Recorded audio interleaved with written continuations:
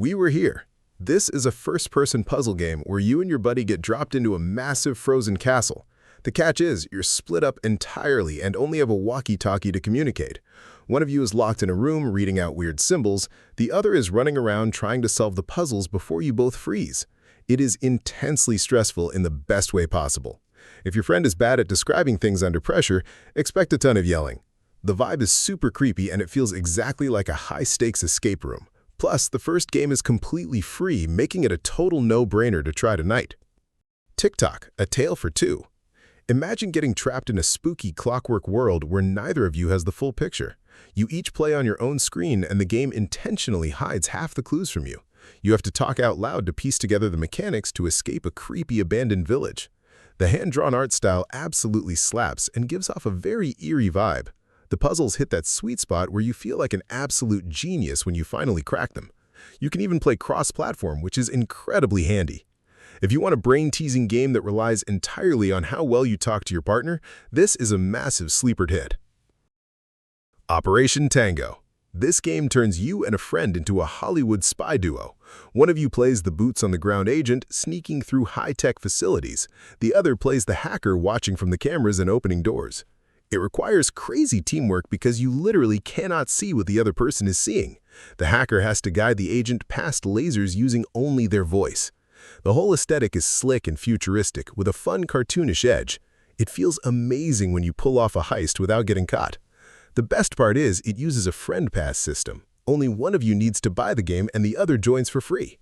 It is buttery smooth and basically a must-play for duo gamers. Blanc. You play as a stranded wolf cub and a fawn trying to find their families in a massive snowstorm. It is completely text-free and uses zero dialogue. Instead, you have to rely entirely on context clues and simple button presses to figure out how to help each other cross gaps and open paths. The game looks ridiculously gorgeous. The entire world is hand-drawn and black and white on paper before coming to life in 3D. It's extremely cozy and low stress compared to most co-op games. You just sit back with a friend and enjoy a beautiful 2-hour journey. If you want a chill palate cleanser after getting tilted in competitive shooters, this is the exact cozy vibe you're looking for. KeyWe. You and your buddy play as two little KeyWe birds running a chaotic post office. Since you're tiny birds, you have to physically jump on giant typewriter keys to write telegrams and butt-slam shipping labels onto boxes. It starts out simple but gets incredibly chaotic fast. Suddenly, there are wild hazards like sandstorms, leaky pipes, and literal ghosts invading the mailroom. You have to shout at your partner to grab the right letters while dodging obstacles. The art style is bright, colorful, and ridiculously cute. It has a ton of silly customization options so you can dress your birds in little hats and backpacks. It's pure, frantic fun that will definitely result in some loud screaming matches over a missed package. Biped.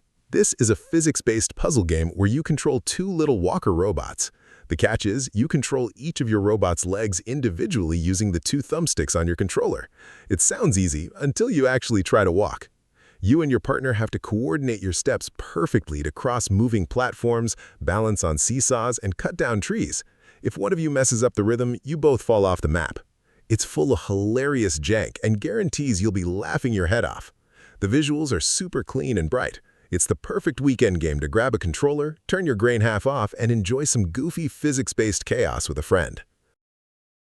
Shift happens. You play as two gelatinous blobs that share one connected mass. You shift your size back and forth at the press of a button. One of you becomes huge and heavy, while the other becomes tiny and light. You use this mechanic to throw your partner across massive gaps, weigh down switches, and solve tricky platforming puzzles. It demands constant communication because you frequently have to shift sizes in mid-air to survive. The levels look great with a shiny plastic toy vibe. There's also a ton of potential for friendly trolling by dropping your buddy into a pit of spikes just for laughs. It's a highly underrated puzzle platformer that actually requires you to use your brain. Pode. This is easily one of the most relaxing puzzle games on Steam. You play as a little rock and a fallen star exploring an ancient mountain. The core mechanic is that your characters affect the world differently.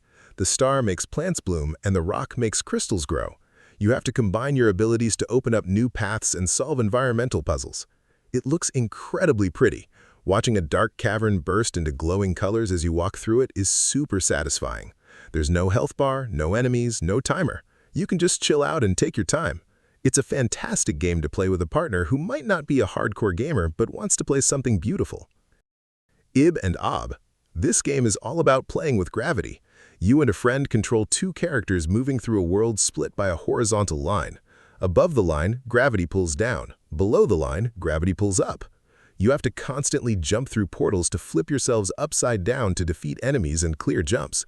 It gets incredibly brain-bending later on.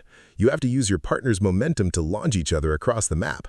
The art style is minimalist and super clean, with lots of pastel colors. It starts off feeling like a simple platformer, but quickly turns into a serious brain teaser. You absolutely need solid timing and patience to beat the later levels. Unrailed.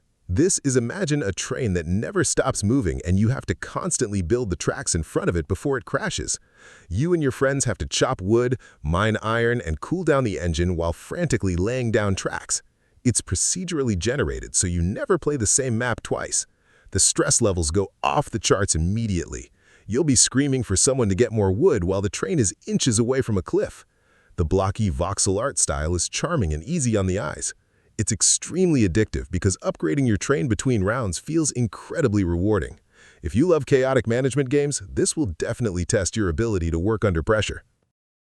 Pulsar Lost Colony. You and up to 4 friends take full control of a starship.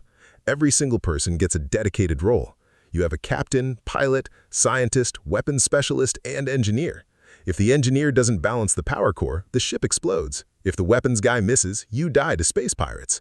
You can explore a massive galaxy, board enemy ships, and beam down to random planets. It has a lot of jank, and the graphics are pretty dated, but the actual gameplay loop is legendary. It genuinely feels like you're playing through an episode of Star Trek. If you have a dedicated group of friends willing to roleplay and communicate, this is an absolute banger of a space sim. Heavenly Bodies. You play as 1970s astronauts trying to maintain a space station in zero gravity. The catch is the controls are fully physics-based. You control your left arm, right arm, and legs completely independently. Moving around feels like trying to swim through wet cement while wearing oven mitts.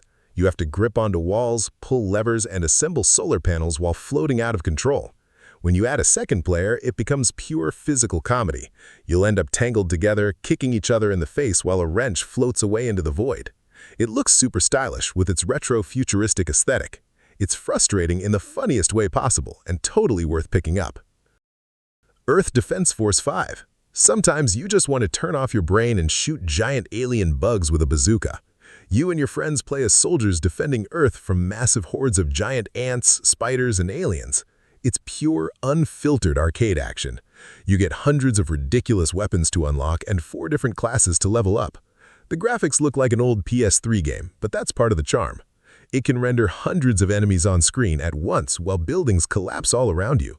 It's super grindy, but in a very satisfying way.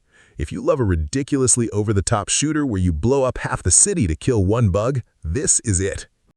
Outward.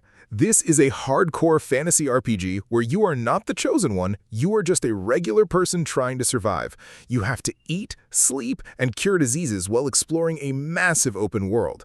Playing this in co-op completely changes the game. You can share supplies, set up camp together, and revive each other during brutal fights.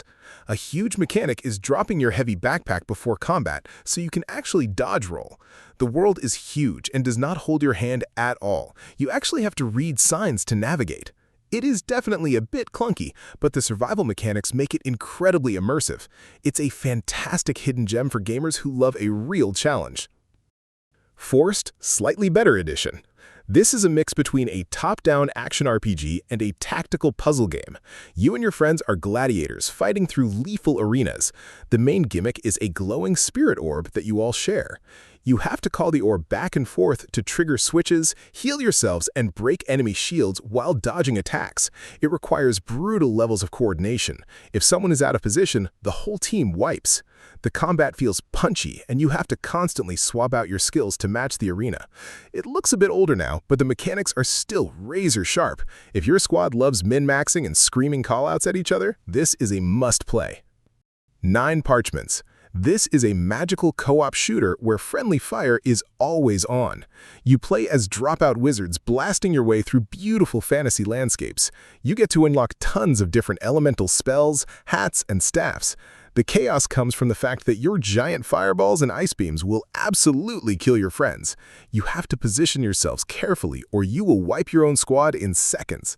The art style is vibrant, colorful, and looks ridiculously gorgeous. It's surprisingly challenging on higher difficulties and encourages a ton of replay value to unlock all the characters. It's basically the perfect game for a group that loves frantic twin-stick action with a heavy dose of accidental trolling. Trine 4: The Nightmare Prince. This is a stunning 2.5D puzzle platformer where you play as a wizard, a knight, and a thief. Each character has totally different skills.